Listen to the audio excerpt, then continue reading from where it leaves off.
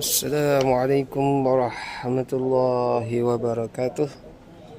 Bertemu kita lagi dalam video Al-Quran bahagian tajwid Amali UPKK Surah Al-A'raf ayat 164.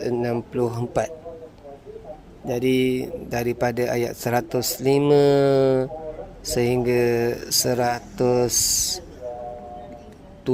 ataupun 6. Jadi mari kita mula.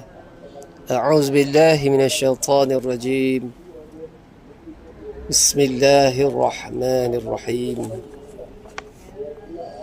Hakikun, haqiqun, haqi. Jangan haki.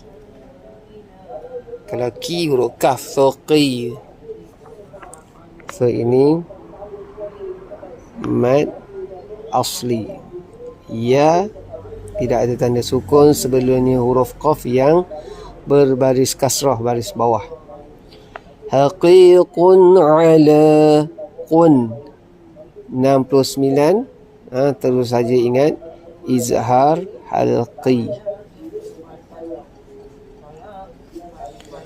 Ala okay. Al-alaan. So ini adalah mad jaiz.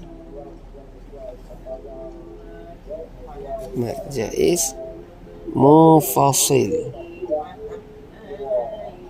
Huruf mad dalam perkataan yang pertama, hamzah dalam perkataan yang kedua.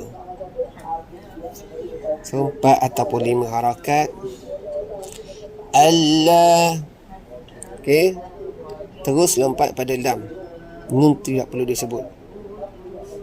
Idgham bila tanpa gunnah, dengung. La aqula. La aqula. Okey, sekali lagi. Huruf mad bertemu hamzah dalam dua patah perkataan, mad jaiz mufasil. Aqula. Okey, ini qu adalah mad asli. Ala Allah.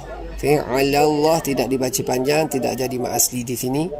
Ya, sebab lompat pada Allah. Alif lam syamsiyah.